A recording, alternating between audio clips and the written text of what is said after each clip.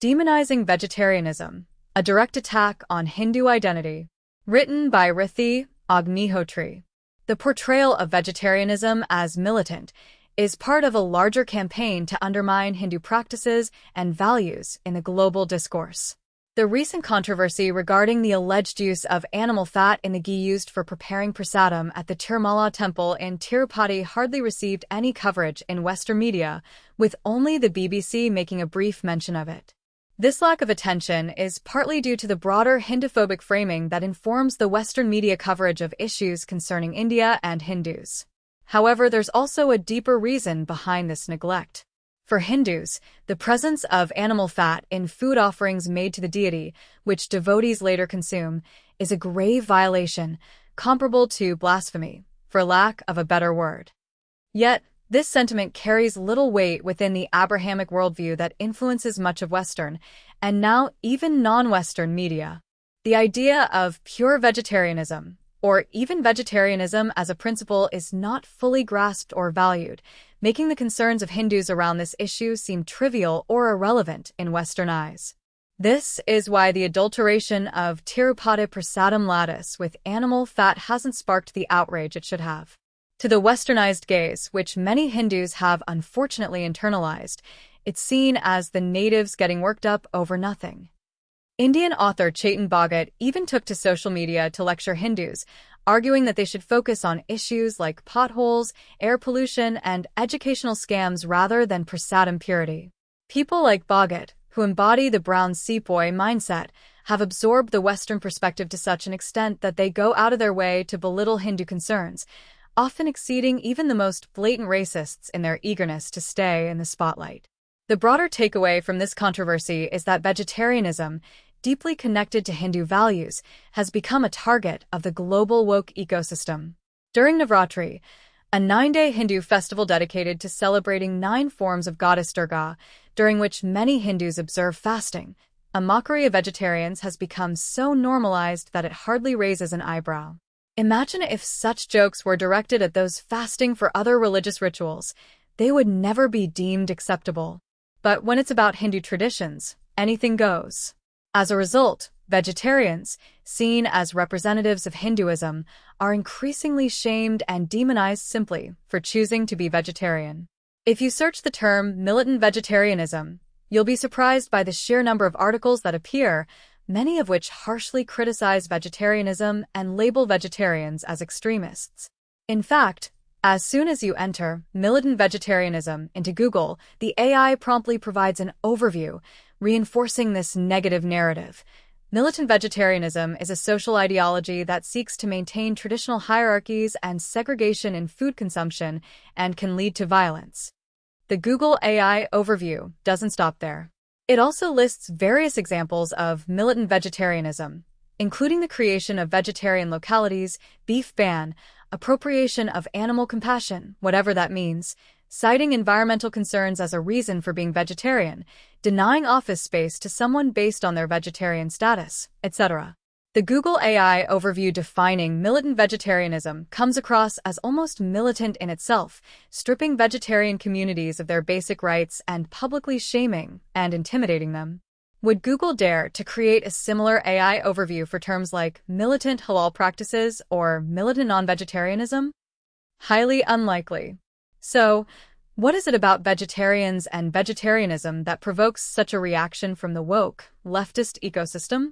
Why are vegetarians increasingly demonized, and why is the existence of communities advocating nonviolence and the non-killing of animals portrayed as a threat? The question is, what drives this hostility, and what justifies such blatant animosity toward vegetarians? Let's delve into this issue to uncover the underlying reasons. Framing of vegetarianism from a caste lens. In their impactful book Snakes in the Ganga, Breaking India 2.0, Rajiv Malhotra and Vijaya Vishwanathan highlight how Western academia uses critical race theory as a template to construct a similar critical caste theory for India. They expose a disturbing trend where the Indian caste system is being framed as the root cause of all global inequality and discrimination, including racism. The result is the portrayal of so-called upper caste Hindus as the ultimate oppressors, completely ignoring the reality that Hindus, across all castes, have historically been subjugated by Islamic and European colonizers. This strategy weaponizes caste to vilify Hindus and Hindu Dharma on a global scale. In the process, vegetarianism has also been dragged into the crossfire. The radical communist ecosystem in India has picked up this toxic narrative, pushing it further by turning Hindu food choices into a subject of intense scrutiny and criticism. Vegetarians are being publicly shamed for their dietary preferences, and institutions that implement vegetarian-friendly policies are being threatened and pressured by far-left organizations. As a result, the targeting of vegetarians has become yet another tool to undermine Hindu practices and identity. In July 2023, IIT Bombay became the focal point of a controversy following media reports that the institution had earmarked separate eating space for vegetarians and that non-vegetarians were not allowed to dine there. The Ambedkar Periyar Phile Study Circle, APPC, a student body on the IIT campus, reportedly raised the issue on social media. The APPC alleged that even though IIT Bombay didn't officially have any policy for designating separate areas for vegetarians, some individuals were making these changes on their whims, and thus, non-vegetarian students felt intimidated, humiliated, and discriminated against. This escalated into a huge controversy with many media reports slamming IIT Bombay for exhibiting casteist tendencies. In September 2023, the organization officially designated separate tables for vegetarians in its hostel canteen. However, the controversy continued as motivated groups kept accusing IIT Bombay of being an upper caste bastion. A similar controversy erupted at IIT Hyderabad in October 2023 when the institute created a separate section for vegetarians in one of its dining areas following a student survey that asked if they preferred a vegetarian-only space. What was merely an administrative decision to accommodate students' dietary preferences was sensationalized by the media, with reports accusing the institute of promoting caste privilege. In July 2023, Siddha Murthy, an educator, author, philanthropist, and Rajya Sabha member, was embroiled in controversy after casually mentioning in an interview that she preferred to carry her own food and cooking items when traveling abroad. Her reason? She was concerned about the possibility of the same utensils being used for both vegetarian and non-vegetarian dishes. This simple, personal preference was sensationalized by woke media outlets and social media users who labeled her a passive-aggressive casteist. Siddha Murthy's so-called crime seemed to be that she identified as a pure vegetarian and openly expressed her concern about the possibility of vegetarian food in foreign restaurants being contaminated by utensils or cookware used for non-vegetarian dishes. The outrage against Siddha Murthy's harmless preference reveals a troubling trend. It's not just about exaggerating or misinterpreting her words. It reflects a climate of hypervigilance against vegetarians, where even the basic right to choose one's food is being questioned and attacked. This hostility is not just ridiculous, it's dangerous, as it stigmatizes vegetarians and their personal choices, framing them as symbols of oppression rather than respecting their dietary boundaries.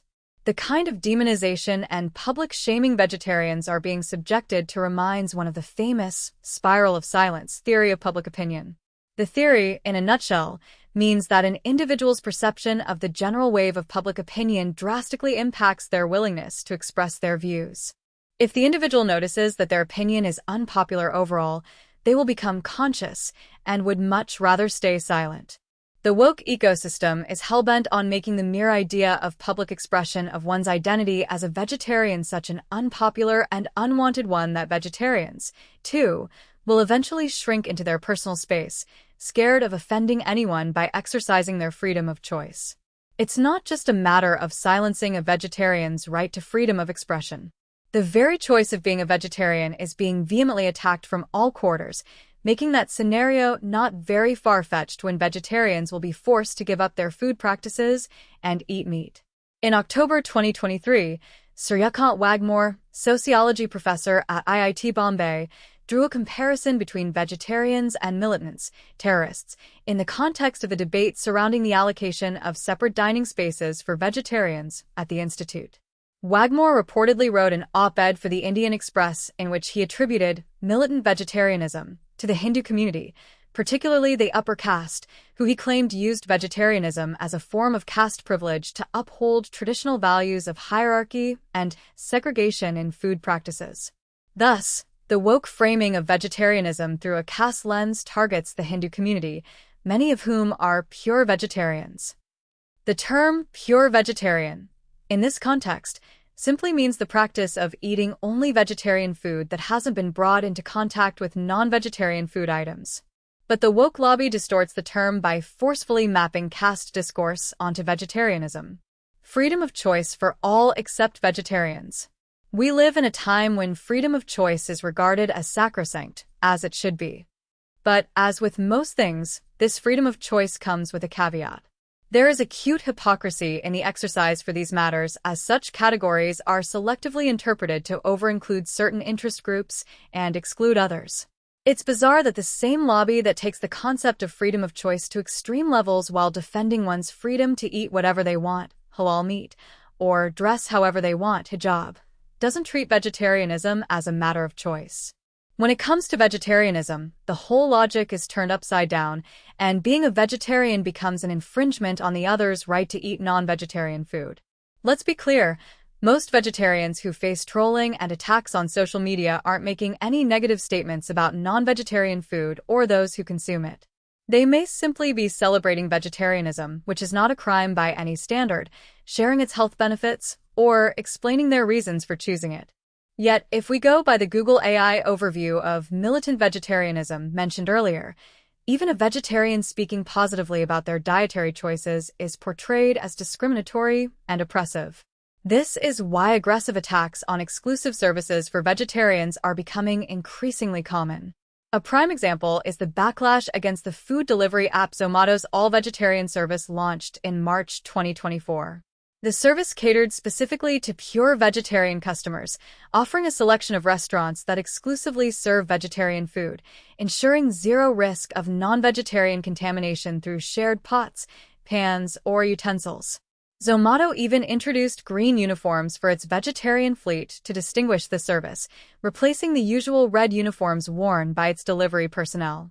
Yet, what was simply an attempt to respect dietary preferences became a target of intense criticism, accused of promoting division and discrimination.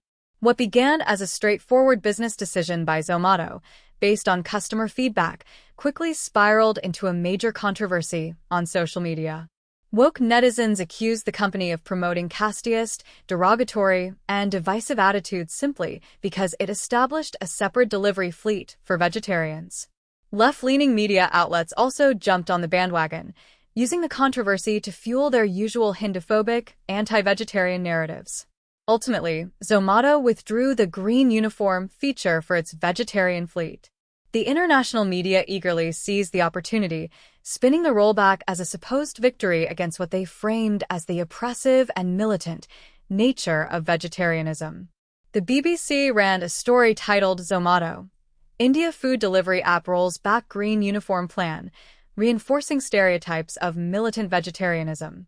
The article stated, in India, eating meat is closely tied to the country's rigid caste practices.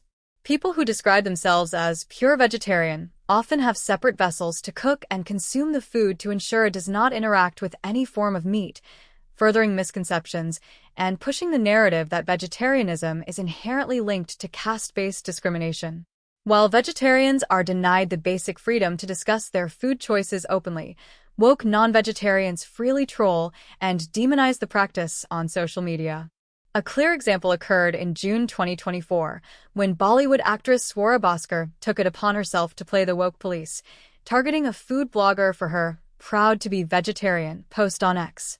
Despite not being tagged in the post, Bhaskar felt compelled to shame the blogger simply for celebrating her vegetarian lifestyle, turning a harmless expression of pride into an opportunity for public ridicule.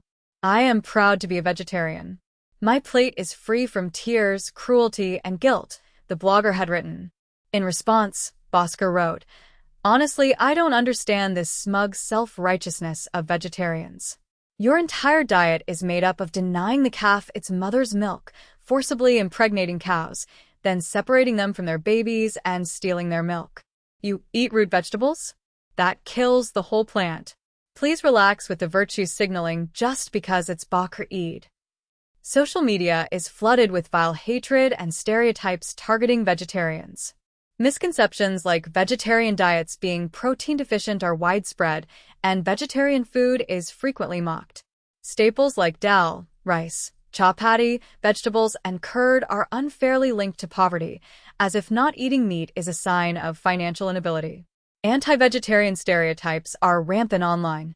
While this isn't the place to delve into every example, the key point is that vegetarians are often denied the right to counter the misinformation and propaganda attacking their food choices.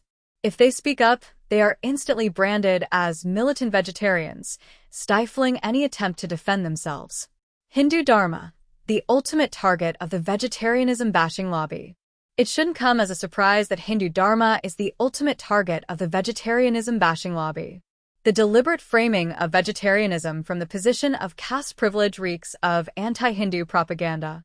This evades the complex reality that being a vegetarian in the 21st century has little to do with Hindu Dharma.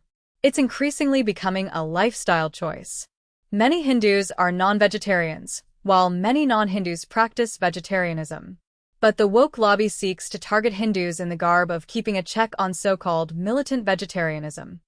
The woke ecosystem is systematically attacking the Hindu way of life, festivals, culture, traditions, etc., and the attack on food habits is a part of that pattern.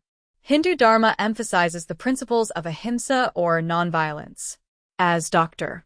David Frawley, renowned Vedic scholar and author, emphasizes in a write-up that nonviolence and a vegetarian diet have been an integral part of India's spiritual traditions for a long time, be it Vedic, Buddhist, or Jain. He further emphasizes that even though Hindu Dharma encourages vegetarianism as an important aid for yogic and spiritual practices, and Hindu ashrams and temples routinely serve only vegetarian food, Hinduism embraces people of all levels and doesn't impose vegetarianism on anyone. Frawley further points out how leftist scholars have deliberately overemphasized the meat-eating side of Hindu practices without a nuanced understanding of the context of those practices, probably intending to hurt Hindu sentiments for political gain. David Frawley further highlights that in Rig Veda, the oldest Vedic text, the main offerings consist of various plant and dairy products like ghee, honey, milk, yogurt, grain, etc. He emphasizes that in contrast to the emphasis on plant and dairy products, references to actual animal sacrifices in the Rig Veda are just a handful, and even those are highly symbolic. More importantly, David Frawley highlights the academic distortion of Hinduism wherein leftist scholars randomly pick up on a few possible instances of meat-eating in Vedic texts and then amplify these instances to spread anti-Hindu misinformation and anti-vegetarianism propaganda on a massive scale. To deal with such distortions, Hindus should know their religion better. They should be aware of the diversity of Hindu groups and practices historically and geographically. What Hindu Dharma overall promotes is a recognition of the sacred. This includes honoring the diversity of life in terms of individuals, cultures, plants, animals, and the entire world of nature. Hindu vegetarianism arose out of that recognition and should be viewed in that context. David Frawley. Well-known author Stephen Knapp, primarily known for his writings on Vedic culture, also writes that vegetarianism has been indeed recommended in Vedic scriptures. He says that an in-depth research of Vedic texts reveals numerous references, which explain in no uncertain terms the karmic dangers of meat-eating and unnecessary animal slaughter. Knapp emphasizes that the Vedas suggest that meat-eating should be given up for one's spiritual and even material progress. Stephen Knapp's detailed write-up on this topic offers a valuable resource for those seeking to learn more about the subject. He extensively quotes Vedic scriptures to demonstrate how the Vedas propagated a vegetarian way of life. These examples clearly show that Hindu scriptures promote a vegetarian way of life, which is precisely why the anti-vegetarian lobby finds it problematic. Vegetarianism is demonized because of its close association with Hindu Dharma and its principles, making it a target for the woke worldview shaped by an Abrahamic ecosystem. The irony is that veganism, an even stricter form of vegetarianism that excludes dairy, is not subject to the same level of criticism. Being a vegan is often celebrated as woke and progressive, while being a vegetarian is branded as casteist and regressive. This glaring double standard highlights that the systematic demonization of vegetarianism is ultimately aimed at discrediting Hindu Dharma and its associated practices. Closing thoughts. Many vegetarians might dismiss these concerns, believing they still have the freedom to eat what they want and that media narratives don't really impact their lives. However, the reality is more complex. The demonization of vegetarianism is no longer confined to negative perceptions and rhetoric. It has moved into active disruption. As seen in the backlash against Zomato's all-vegetarian fleet and the uproar over separate eating spaces for vegetarians at IITs, far-left radicals are aggressively targeting the infrastructure supporting vegetarian communities. Exclusive services for vegetarians are under attack, and if this trend continues, it could eventually affect the availability of vegetarian options in restaurants and public spaces. This campaign has moved beyond mere wordplay and is now focused on dismantling the support systems of vegetarian communities, directly impacting their choices and way of life. In July 2024, a controversy erupted during the Hindu festival of Kanwar Yatra over a directive from the Uttar Pradesh government requiring all shops and eateries to display the names of their owners and employees.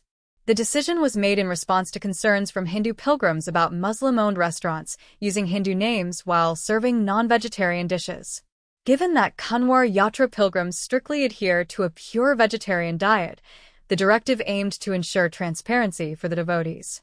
However, the left-liberal media quickly spun the issue into a major controversy, framing a simple administrative measurement to respect the dietary sentiments of Hindu pilgrims as an act of minority oppression, upper caste privilege, and other sensational labels. If such an administrative decision had been made for any other religious community, it would likely have been seen as a measure to respect their religious sentiments, and the matter would have ended there, without any controversy. But in the case of the Kanwar Yatra, the directive requiring name displays led to a backlash, culminating in the Supreme Court stepping in to put a stay on the Uttar Pradesh government's order. This situation highlights the precarious position of Hindu vegetarians.